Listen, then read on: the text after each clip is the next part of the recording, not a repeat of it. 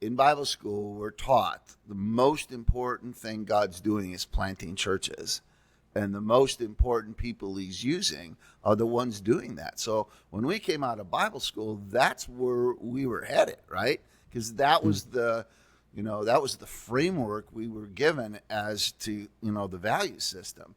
I have another book that I wrote it came out right as COVID came out in 2000, where I actually talk about a conflict that Mike and I ended up with, because I had, after Kansas City Fellowship started, I began to realize that actually most of what God did happened outside the church through people not in the ministry, and that the ministry guys had controlled the narrative for thousands of years, but the facts actually stated something different.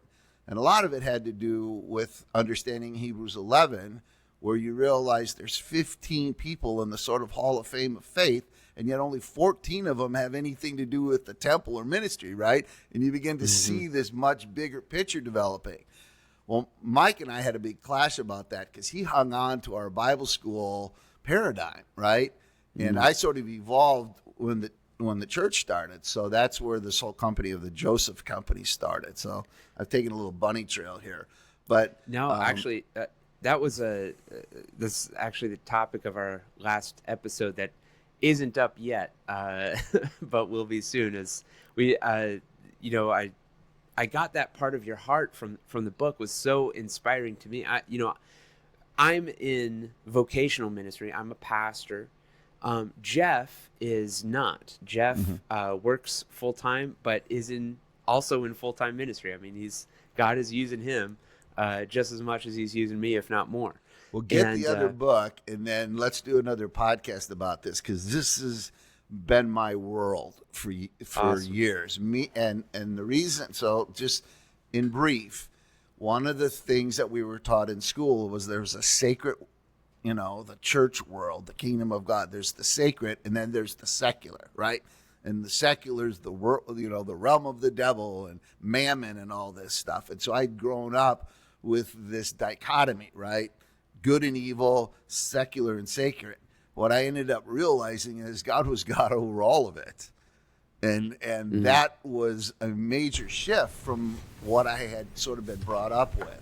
So we'll have that discussion on another podcast. Awesome. But I've spent 40 years of my life being a consultant, a counselor across a lot of different sectors. So it started at KCF when the Chiefs players and Royals players showed up, and it migrated into the business world, then the geopolitical world, and even into the ministry world. But those guys all had a serious problem, which was they loved Mike, they loved his passion, but they couldn't figure out how any of that related to the world that they were in. Like, there was this huge gulf, so they all sit in the back, right? And they were utterly confused, and so I had to unscramble a lot of the confusion for them. But then I got into the ministry world, and then over time I began to realize, like, there's not a heck of a lot of difference here. I mean, there's a perception that it is. But when you're in my world, when you're sort of in the belly of the beast, or like we said earlier, you're total, and you're here, you see this thing from religious guys, don't mind the man behind the curtain, right? And you go back there, you start realizing, wait a minute, it should be different, but it's not. So, right. But we'll have a lot of this. We can have that. I don't want to go down that bunny trail, because we could get lost and we'll never get to what's on your heart for tonight with the prophetic. Well, but the one thing I will say is we can get into this kind of a conversation, which is there's this concept of prophetic, right, that has become religiousized as well, right?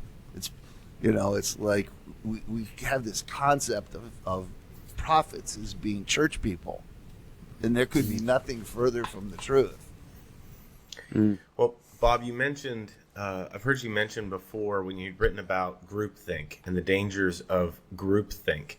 And how much of when you try to bring those things to Mike and discuss, hey, this stuff belongs outside the church, not just in the church, how much of it do you think was him being influenced by groupthink versus, you know, that was just the way that church was? Well, he had been programmed like that.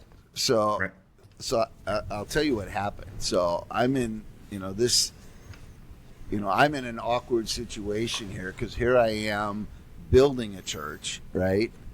But I have this whole thing going on the side called Joseph Company that he doesn't fully understand, right? And I'm trying to marry these two things. I'm trying to bridge this with him. So I start sharing a little bit more about what's in my heart, and I start telling him that I think actually God's more at work outside our church than he is inside our church. And I think that's true across the world. Well, he got really upset.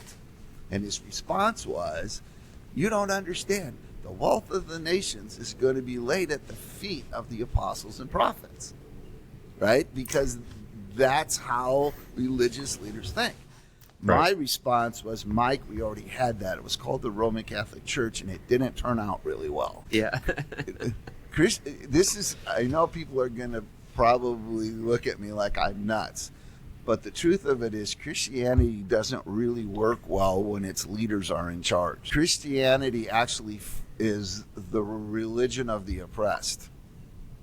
It actually grows when it's resisted. And that's one of the things right now that I'm really struggling with everything that's going on a bigger level out there. And here's why.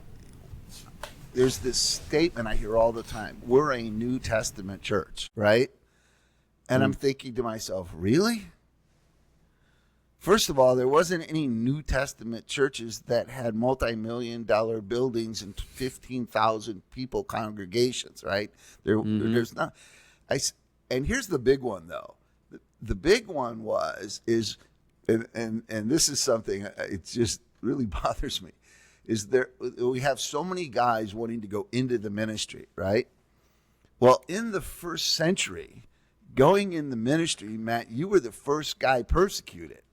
Like, it's like going into the ministry was almost like a death sentence in early Rome, right? Right? Those were the guys getting thrown in the Colosseum. Like, who wanted to be a religious leader, right? And so when people say we're a New Testament church, I'm thinking, you don't understand.